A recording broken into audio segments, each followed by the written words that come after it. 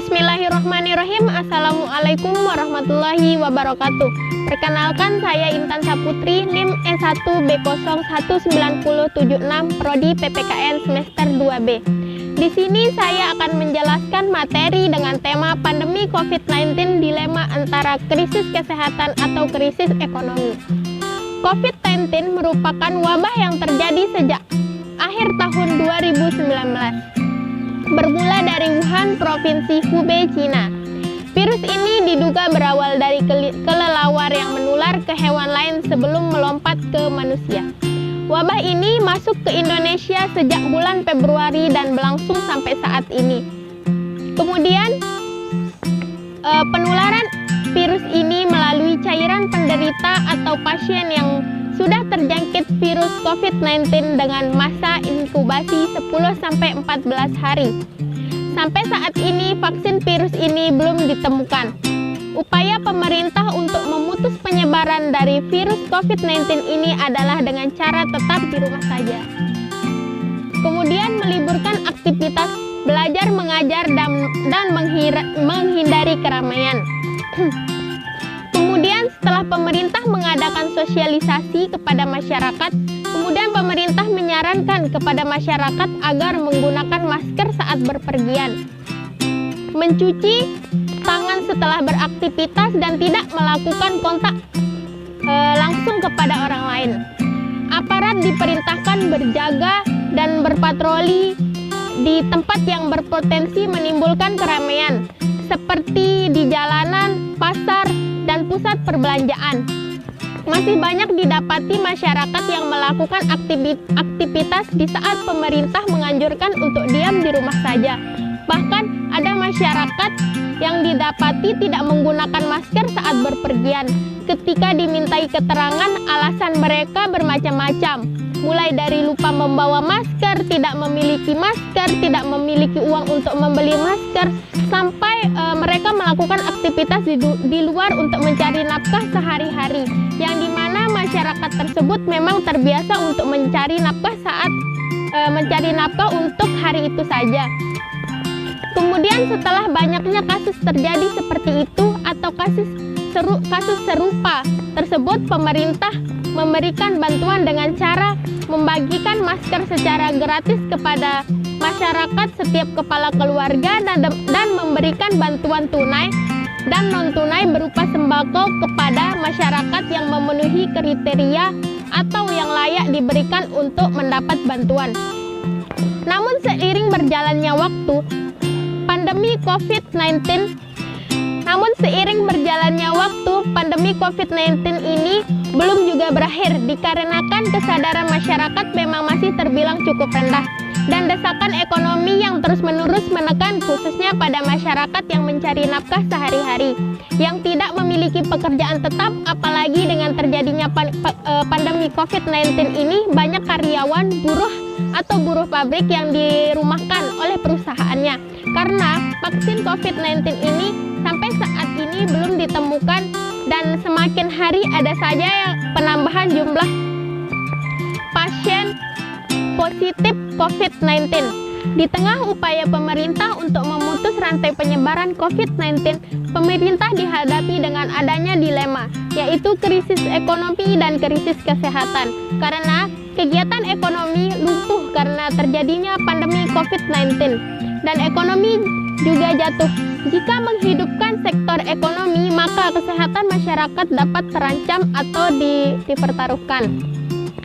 Dalam hal penanganan COVID ini, pemerintah melakukan refocusing dan realokasi APBD terhadap penanganan COVID-19, yang dimana pemerintah melalui SKB, Kemendagri, dan Kemenku mengeluarkan surat edaran untuk melakukan realokasi dana APBD untuk difokuskan kepada penanganan COVID-19.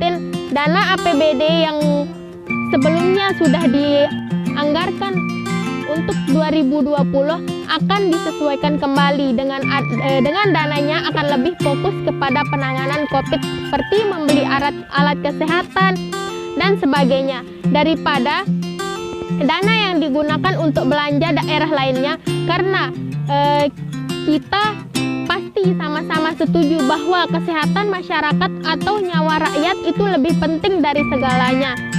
Sehingga Kemenku dan Kemendagri dalam surat edarannya sangat menekankan adanya penyesuaian APBD, dan bahkan jika penyesuaian tidak dilakukan dengan cepat dan tepat akan sangat berpengaruh terhadap daerah tersebut, di mana DAU atau dana alokasi umum untuk daerah tersebut akan ditunda penyalurannya, bahkan jika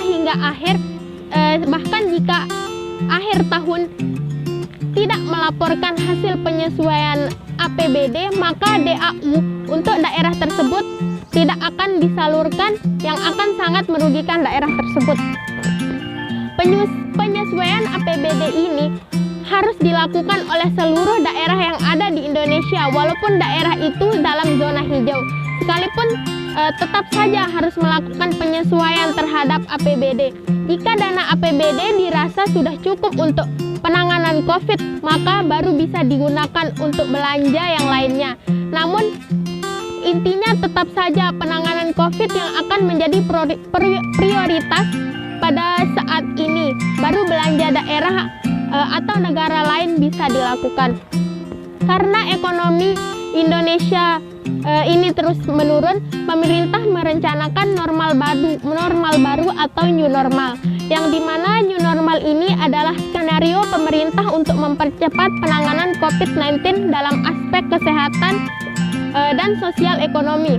Pemerintah Indonesia telah mengumumkan rencana untuk mengimplementasikan skenario new normal dengan mempertimbangkan studi epidemiologis dengan kesiapan regional.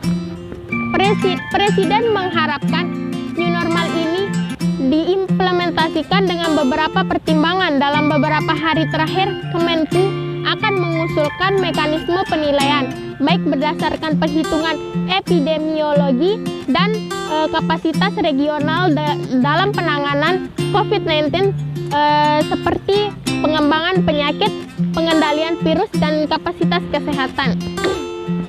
Kemudian kesiapan sektor publik per masing-masing kementerian atau lembaga, tingkat disiplin publik, dan respon publik terhadap cara bekerja atau cara bersosialisasi dalam new normal.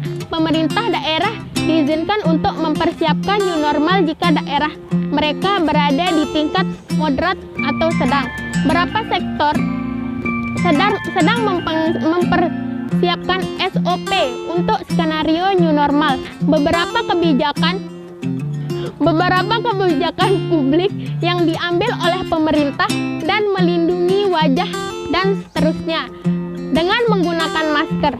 Jadi itu cara adalah untuk kita bagaimana melindungi diri sendiri.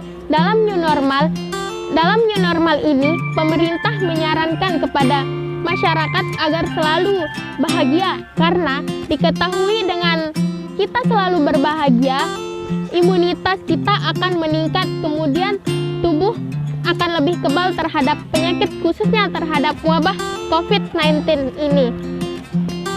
Diharapkan kepada masyarakat dengan dijalankan atau dibukanya new normal atau normal baru ini, masyarakat akan lebih patuh terhadap peraturan dan anjuran pemerintah. Dengan dibukanya new normal atau normal baru ini, diharapkan ekonomi masyarakat juga akan membaik seperti semula.